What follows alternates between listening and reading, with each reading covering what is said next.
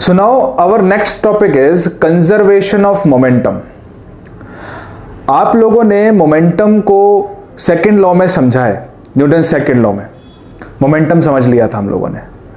Momentum किसी भी body का अमाउंट ऑफ मोशन होता था, है ना। मोमेंटम किसी भी बॉडी का अमाउंट ऑफ मोशन होता था। आज हम बात करेंगे उसके कंजर्वेशन की। कंजर्वेशन का मतलब क्या होता है? What do mean by conservation? Conservation means to conserve, उसको बचाना, उसको बचा कर रखना। यहां पर मोमेंटम का कंजर्वेशन करना है। यहां पर हमें क्या करना है? मोमेंटम का कंजर्वेशन। मोमेंटम का कंजर्वेशन से मतलब है बच्चों कि मोमेंटम भी बचा रहता है, मोमेंटम भी बचता है, मोमेंटम भी कंजर्व रहता है। और यहां पर फिजिक्स में जब हम कंजर्व टर्म को यूज करते हैं, व्हेन यू से ना conservation of term, conservation of energy, conservation of motion, तो कंजर्वेशन शब्द का मतलब यहां पर यह होता है कि उसका वैल्यू जो भी था आगे भी वैसा ही रहेगा। उसकी जो भी वैल्यू थी, मैंने कहा कंजर्वेशन मोमेंटम, मोमेंटम निकल के आ रहा है 10 kg metre per second, 10 kg metre per second. तो बाद में भी कितना रहेगा? 10 kg मीटर पर सेकेंड, क्योंकि मैंने क्या कह दिया? कंजर्वेशन मोमेंटम है। तो यहां मतलब यह है बच्चों कंजर्वेशन मोमेंटम का, by Newton second law, by Newton's second law आप ये कहते हो that F is equal to change in momentum upon time taken. हमने ये पढ़ा है ना। Let suppose let F is equal to 0। मान लो कि आपने बॉडी के ऊपर फोर्स लगाया ही नहीं है, no force is applied on the body, तो F का वैल्यू क्या आएगा बच्चों? 0 आएगा। Okay, now substituting this value in this equation, इस इक्वेशन में इसको पुट करते हैं, तो 0 is equal to mv minus mu divided by t। अब देखो t तो 0 हो नहीं सकता, क्योंकि t 0 रखोगे तो टर्म इनफाइनाइट हो जाएगी। आप लोग शायद इसको ऐसे सीखते हो कि t को यहां ले जाओ, t को यहां ले जाओगे तो 0 हो जाएगा, जैसे मर्जी बोल दो। अल्टीमेटली रिजल्ट बनेगा mv minus mu is equal to 0। यहां से mv is equal to mu आ गया। ये mu क्या है बच्चों? ये एक ऐसी बॉडी जिसका मास m था और उसकी वेलोसिटी इनिशियली u थी, उसका इनिशियल मोमेंटम है ना। ये इसका इनिशियल मोमेंटम है। और जरा mv के बारे में बताओ, ये वही बॉडी जिसका मास m है, उसकी फाइनल वेलोसिटी v है, तो क्या ये उसका फाइनल मोमेंटम है? हाँ जी, बिल्कुल फाइनल मोमेंटम है। ध्यान से देखो क्या निकल के आ रहा है, ये दोनों आपस में इक्वल है, both are equal. Initial momentum, final momentum दोनों इक्वल है। क्या कंडीशन रखनी पड़ी? कंडीशन ये रखनी पड़ी कि आप क्या कर दो? फोर्स को 0 कर दो। मतलब ये एक बॉडी जिसका मास m है, वो इनिशियली u वेलोसिटी से चल रहा है, आपने उसके ऊपर कोई फोर्स नहीं लगाया, तो उसका मोमेंटम हमेशा क्या रहेगा? सेम रहेगा, वो चेंज होने वाला नहीं है, वो चेंज होने वाला नहीं है। यानी किसी बॉडी के ऊपर अगर कोई फोर्स नहीं लग रहा तो उसका मोमेंटम चेंज नहीं होता, वो जैसा है वो वैसा ही रहेगा, जो पहले था वो बाद में रहेगा। एक और इंपॉर्टेंट रिजल्ट, क्योंकि मोमेंटम सेम है, दोनों बॉडी सेम ही थी, मतलब वो एक ही बॉडी है ना हमारे लिए, तो ये m से m कैंसिल भी हो जाएगा। यहां से मैं एक और रिजल्ट बना सकता हूं, that v is equal to u, यानी इनिशियल वेलोसिटी और फाइनल वेलोसिटी सेम है। अगर इनिशियल वेलोसिटी और फाइनल वेलोसिटी सेम है तो इसका क्या मतलब है बच्चों? इसका मतलब यह था कि बॉडी की वेलोसिटी चेंज नहीं हुई। वेलोसिटी चेंज नहीं हुई मतलब कोई स्टेट ऑफ मोशन नहीं बदला, तो क्या ये न्यूटन का फर्स्ट लॉ नहीं है? तो देखो हमने न्यूटन के सेकंड लॉ से न्यूटन के फर्स्ट लॉ को भी प्रूफ कर दिया। फर्स्ट लॉ यही तो कहता है कि आप कोई फोर्स अप्लाई नहीं कर रहे हो, कोई फोर्स अप्लाई नहीं कर रहे हो तो मोशन में कोई चेंज नहीं आएगा। मोशन में कोई चेंज नहीं आएगा तो जिस वेलोसिटी से पहले चल रहा था उस वेलोसिटी से अभी भी चलता रहेगा, तो वही तो हो रहा है। समझ में आ गया? ओके, प्लीज इसको नोट डाउन कर लो, पॉज करके वीडियो इसको नोट डाउन कर लो। अभी हम एक बहुत इंपॉर्टेंट डेरिवेशन करने वाले हैं। यहां पर अभी बच्चों देखो एक ही बॉडी है, हम इसी लॉ को, इसी कंजर्वेशन को प्रूफ करेंगे दो बॉडी के लिए। ठीक है, इसको पहले आप नोट डाउन कर लीजिए पॉज करके।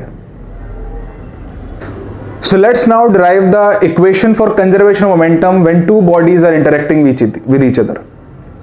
तो मान लेते हैं बच्चों, आपके पास एक बॉडी है जिसका मास m1 था, m1 mass of the first body. You have another body whose mass is m2, so mass of the second body.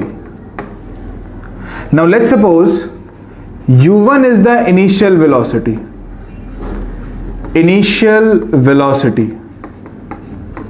of first body, and u2 is the initial velocity of second body, right? Now you have applied some force F, कुछ force आएगा। तो मैं यहां पर force को ना कुछ एक अलग तरीके से समझा रहा हूं, ध्यान से समझना बच्चों। F12 force on first body due to second body, and F21 का मतलब होता है बच्चों force on second body due to first body, right? And let's suppose the force जो अप्लाइड हुआ है वो कुछ t टाइम टेकन के लिए अप्लाइड होता है। अब इस कंडीशन को जरा बच्चों ध्यान से समझो जरा इस कंडीशन को। आपने ये माना कि आपके पास एक बॉडी है जिसका मास m1 है, आपके पास एक दूसरी बॉडी है जिसका मास m2 है, एक u1 से चल रहा है, एक u2 से चल रहा है। ये दोनों बॉडीज चल रही थी, ठीक है। एंड लेट सपोज u1 का वैल्यू u2 से ज्यादा है। अब जरा इस कंडीशन को समझो। अगर फर्स्ट बॉडी का वेलोसिटी सेकेंड बॉडी से ज्यादा है तो क्या होगा? ऑब्वियस सी बात है, सेकेंड बॉडी तो धीरे धीरे चल रही है, फर्स्ट बॉडी जल्दी जल्दी चल रही है, फर्स्ट बॉडी से जाके टकरा जाएगी क्योंकि उसके रास्ते में आ गई। अच्छा लो जी, टकरा गई, ये दोनों बॉडीज यहां पर टकरा गए, यहां टकरा गए। जब ये दोनों बॉडीज एक दूसरे से टकराएंगे, कोलाइड करेंगे, स्ट्राइक करेंगे तो क्या होगा? फर्स्ट बॉडी सेकेंड बॉडी के ऊपर फोर्स लगाएगा कुछ इस डायरेक्शन में। फर्स्ट बॉडी ने सेकेंड बॉडी के ऊपर फोर्स लगाया तो उसके लिए हमने क्या नोटेशन यूज किया है? सेकेंड बॉडी के ऊपर फोर्स लगाना पहले की वजह से, मतलब ये हुआ डायरेक्शन F21 का। और फिर ये सेकेंड बॉडी क्या करेगा? क्या सेकेंड बॉडी फर्स्ट बॉडी के ऊपर फोर्स नहीं लगाएगा? बिल्कुल लगाएगा। क्यों लगाएगा? न्यूटन का थर्ड लॉ याद करो। न्यूटन का थर्ड लॉ यही कहता है ना, to every action there is equal and opposite reaction. ये एक्शन हुआ तो सेकेंड बॉडी ने रिएक्शन किया F12 क्योंकि वो पहली वाली बॉडी के ऊपर फोर्स लगा है। अच्छा, अब इन फोर्सेस की वजह से क्या होता है? फोर्स लग गया तो न्यूटन का सेकेंड लॉ अप्लाई हो जाएगा। भैया फोर्स लग रहा है तो क्या चेंज होने लगेगा? इनका स्टेट ऑफ मोशन चेंज होगा। और यहां स्टेट ऑफ मोशन कैसे चेंज होगा? वेलोसिटीज बदल के। तो मान लीजिए अब उसकी जो फाइनल वेलोसिटीज बनी हैं वो कौन कौन सी हैं? एक मान लेते हैं v1 final velocity of first body, v2 final velocity of second body. तो चलो ये लो, ये हो गया हमारा m1 मास, इसकी अब वेलोसिटी v1 है, ये हो गया हमारा m2 मास, इसकी वेलोसिटी अब v2 है। वेलोसिटीज क्या हो गई? बदल गई। वेलोसिटीज क्या हो गई बच्चों? बदल गई। अब समझना, बाय न्यूटन्स थर्ड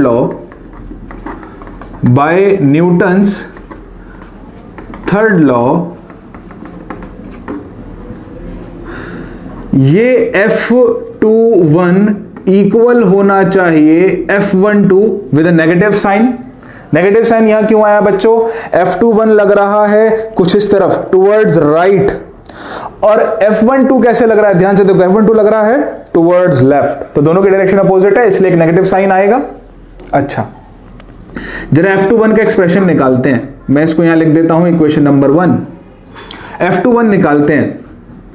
F21 था बच्चों फोर्स किसके ऊपर लगने वाला? सेकंड बॉडी के ऊपर लगने वाला। तो सेकंड बॉडी के ऊपर जो फोर्स लगा है, क्या वो उसके मोमेंटम चेंज के बराबर नहीं होगा? बिल्कुल होगा। तो लिख देते हैं उसको मोमेंटम चेंज। मोमेंटम चेंज कैसे होता है बेटा? Final momentum. फाइनल मोमेंटम क्या है? m2v2 minus initial momentum m1u1 कितने टाइम के लिए लगा था? t टाइम के लिए लगा था, है ना। यहां पर जब वो एक दूसरे से इंटरेक्ट कर रही होंगी, स्ट्राइक करेंगे, तो कुछ t टाइम के लिए मिली होंगी। अच्छा, ये तो हो गया हमारा F21 का। ये लो जी इक्वेशन नंबर 2। अब जरा निकाल लेते हैं F12। F12 का मतलब क्या है? फर्स्ट बॉडी के ऊपर लगने वाला फोर्स। तो फर्स्ट बॉडी पे कैसे लगेगा? उसका मोमेंटम चेंज लिखो, तो ये हो गया उसका momentum change by time taken, m1v1 minus m1u1। ये दोनों वैल्यूज को अब हम अपनी इक्वेशन नंबर 1 में पुट कर देंगे। देखो कैसे पुट करेंगे? F21 की ओर लिख देते हैं, m2v2 minus m1u1 upon t is equal to m1v1 minus m1u1 upon t, और यहां एक आएगा बाहर माइनस का सिंबल। इस t से ये वाला t कैंसिल हो गया क्योंकि दोनों सेम टाइम के लिए इंटरेक्ट हुई हैं। तो बचा आपके पास m2v2 minus m1u1 is equal to minus of m1v1 minus minus plus m1u1। इसको सिंप्लीफाई कर लेते हैं बच्चों। सिंप्लीफाई करेंगे तो क्या होगा? मैं इस m1v1 के टर्म को टुवर्ड्स लेफ्ट लेकर जा रहा हूं and this m1u1 term is going towards right. तो जब हम ऐसा करते हैं तो बच्चों साइन चेंज होता है, ये माइनस में तो वहां जाकर प्लस में बदल जाएगा, यानी m1v1 plus m2v2 is equal to m1u1 plus m2u2। So this is the expression. This is the expression. ये मैंने बच्चों यहां गलती कर दी है, यहां सेकेंड बॉडी है तो सेकेंड बॉडी का ही तो आएगा 2 2। I am very sorry for that, यहां पर 2 2 आएगा, राइट। तो यहां मैंने करेक्शन कर दिया। सो ये है वो एक्सप्रेशन जो आपको तब यूज करनी है जब दो बॉडीज के बीच में कंजर्वेशन ऑफ मोमेंटम स्टैब्लिश हो रहा हो। अब इसके बहुत सारे एग्जाम्पल हैं बच्चों, बहुत सारे एग्जाम्पल्स हैं, क्योंकि हमने पढ़ा कि एक्शन रिएक्शन जो है वो हमेशा दो बॉडीज के बीच में लगता है। एक गन और बुलेट वाला एग्जाम्पल लेते हैं। अक्सर ये आपकी बुक में क्वेश्चन भी है और ये आपके एग्जाम में भी पूछा जाता है, ये न्यूमेरिकल, कि एक गन थी, उस गन में आपने बुलेट को लोड किया, जब आपने उसको फायर किया तो बुलेट जा रहा है 200 मीटर पर सेकंड की स्पीड से। तो बताओ गन के ऊपर रिकॉइल की वेलोसिटी कितनी बनेगी? जरा कंडीशन को समझो। जब आप उस गन से बुलेट को फायर करते हो तो पहले आपने बुलेट को और गन को अपने हाथ में होल्ड किया हुआ है। बच्चों देखो ऐसे मान लेते हैं हमारी गन है, मैंने इसको होल्ड किया हुआ है। होल्ड किया हुआ है तो दोनों की इनिशियल वेलोसिटीज कितनी? 0। जब वेलोसिटीज 0 हैं तो क्या होगा? इनिशियल मोमेंटम 0 हो जाएगा। अच्छा, अब आपने गन को फायर किया तो यहां से बुलेट क्या होगी? बाहर जाएगी। जब बुलेट जाएगी तो उस बुलेट की कुछ वेलोसिटीज निकल गई। अब इसका जो मोमेंटम बनेगा, यानी कि जो फाइनल मोमेंटम बनेगा, वो भी टोटल अभी भी क्या आना चाहिए? 0 आना चाहिए। इनिशियली जब मोमेंटम 0 है तो बाद का मोमेंटम भी क्या आना चाहिए? 0 आना चाहिए। अब जब उसको फाइनल मोमेंटम भी 0 करना है और गन की वेलोसिटी टुवर्ड्स राइट है, तो ऑब्वियसली उस मोमेंटम को वापस से 0 करने के लिए ये जो हमारी गन है ये क्या करेगी? ये पीछे की तरफ मूव करेगी, इसी मूवमेंट को हम कहते हैं recoil of the gun. This is what you mean by recoil of the gun. Gun ने रिकॉइल किया, वो पीछे की तरफ आता है। तो अभी बच्चों हमने ये समझा कि कंजर्वेशन ऑफ मोमेंटम क्या होता है। मोमेंटम कंजर्वेशन में हमने ये पढ़ा कि अगर किसी बॉडी के ऊपर एक्सटर्नल फोर्स 0 है, कोई नेट फोर्स उसके ऊपर अप्लाई नहीं हो रही है, उस पूरे सिस्टम के ऊपर 2 बॉडीज का सिस्टम हो, 3 बॉडीज का सिस्टम हो या सिंगल बॉडी हो, अगर उसके ऊपर कोई फोर्स अप्लाई नहीं हो रहा है तो उसका मोमेंटम हमेशा क्या रहता है? हमेशा उसका मोमेंटम कंजर्व रहेगा। ये हमने अभी अभी समझा। अब इसके ऊपर बेस्ड एक बहुत फेमस प्रॉब्लम है बच्चों, जिसे हम कहते हैं बुलेट गन प्रॉब्लम। इसके अंदर आपको बेसिकली गन की रिकॉइल वेलोसिटी कैलकुलेट करनी होती है। तो पहले जरा आप इस सिचुएशन को समझो कि गन रिकॉइल करता क्यों है, गन क्यों रिकॉइल करेगा।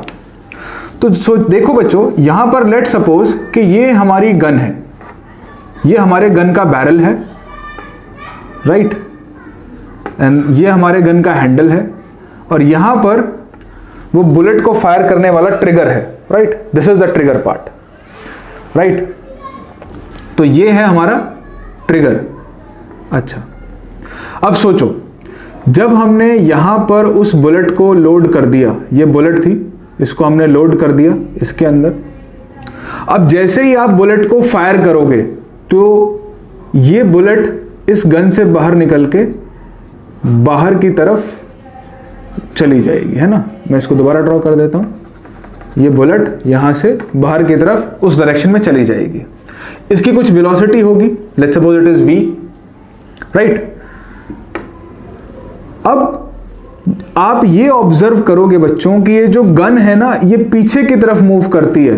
Gun moves in backward direction. तो इसको भी हम कह देते हैं v2, इसको हम कह देते हैं v1। ये पीछे की तरफ मूव करती है। जरा समझो इसको कैसे होता है ये।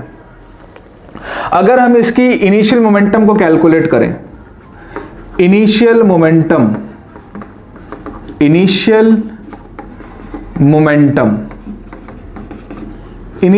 कैलकुलेट कर रहे हैं बच्चों। इनिशियल मोमेंटम का मतलब क्या होगा, m1 u1 plus m2 u2। तो मान लो जो आपका m1 है वो गन का मास है, और जो m2 है वो बुलेट का मास है, राइट।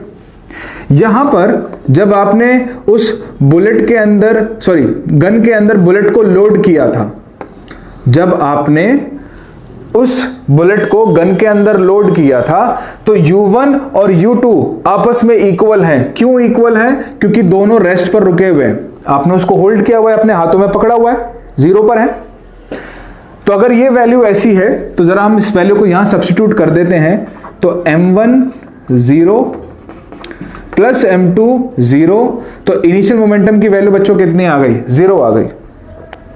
यानी कि उस बॉडी का जो इनिशियल मोमेंटम है वो 0 है। इनिशियल मोमेंटम जो है वो कितना है बच्चों? 0 है।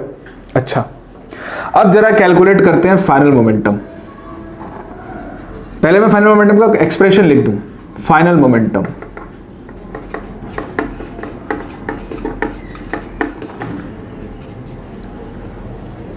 तो फाइनल मोमेंटम बच्चों होगा m1 v1 plus m2 v2। ये होगा इसका फाइनल मोमेंटम।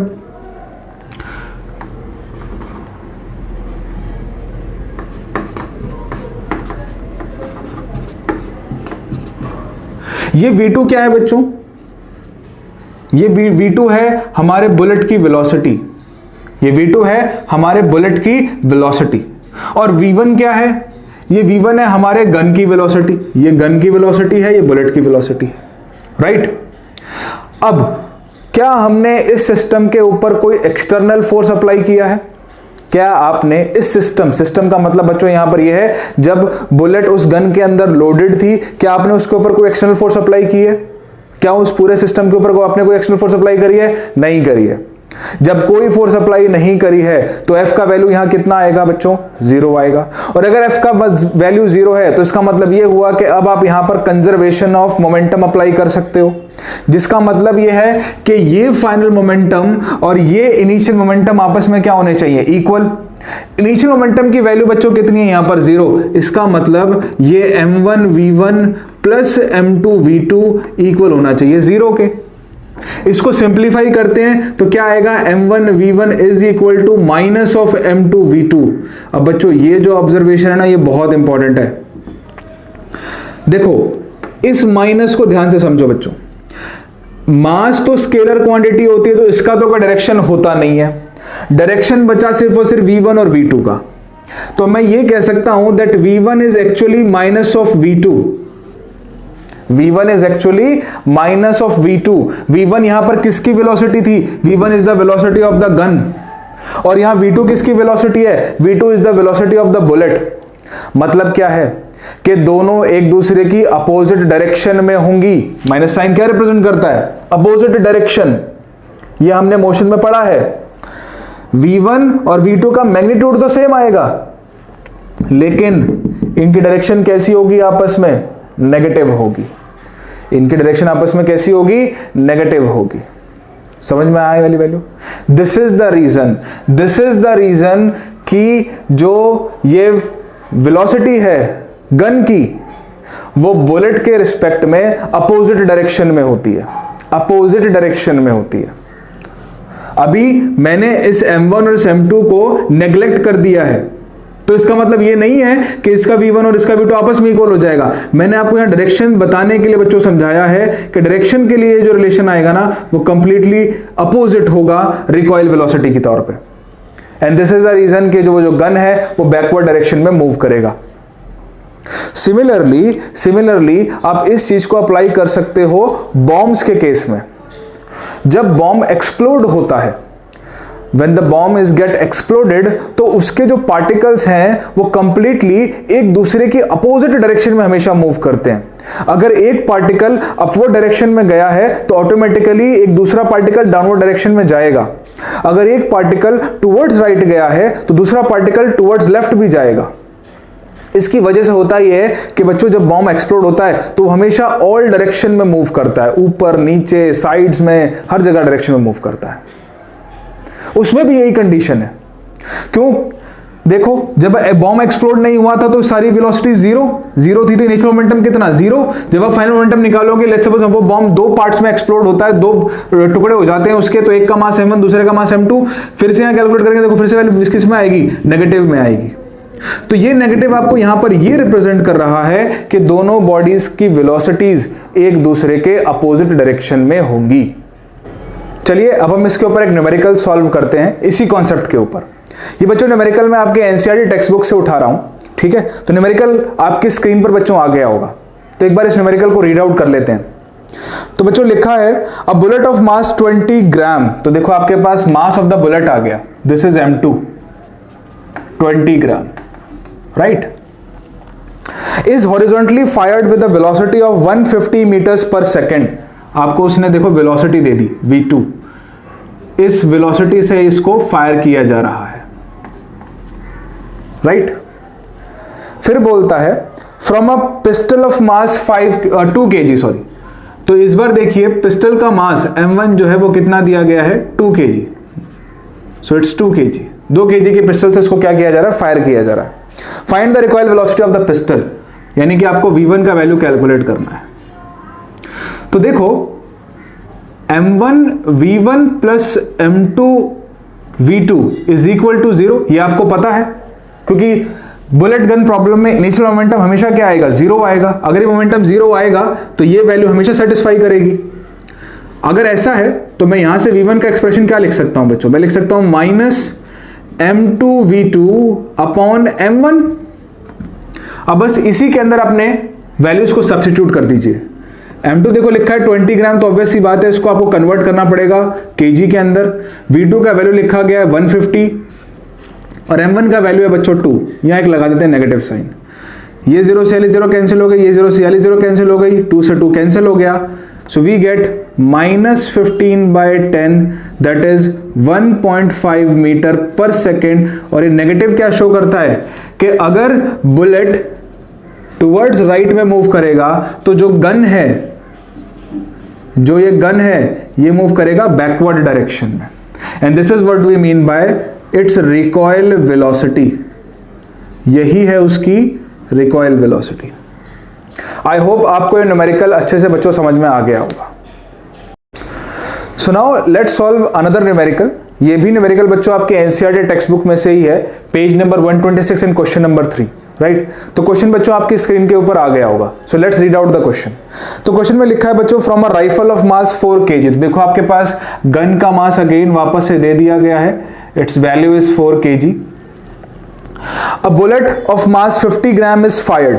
तो आपके पास बुलेट का मास भी है बच्चों 50 ग्राम। इस बुलेट को फायर किया गया है with initial velocity of 35 meter per second. तो देखिए आपके पास उसकी V2 वैल्यू दे दी गई है 35 meter per second, and now it is asking you to calculate the velocity of the rifle. So now you have to calculate the recoil velocity.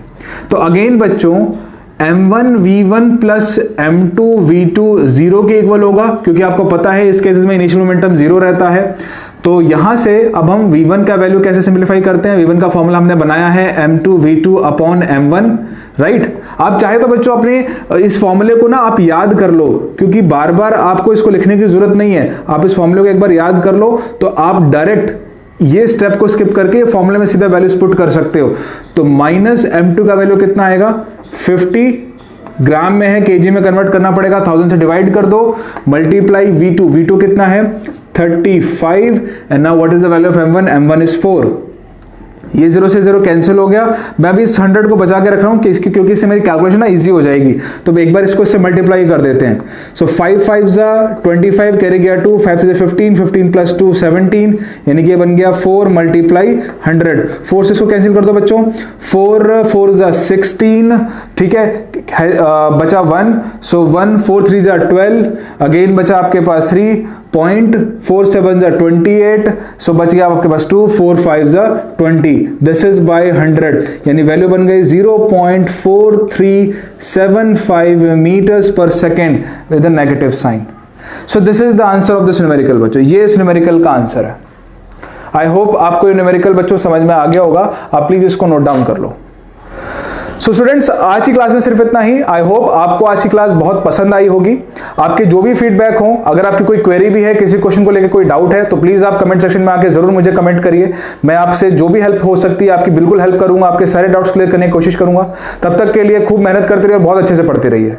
Thank you so much.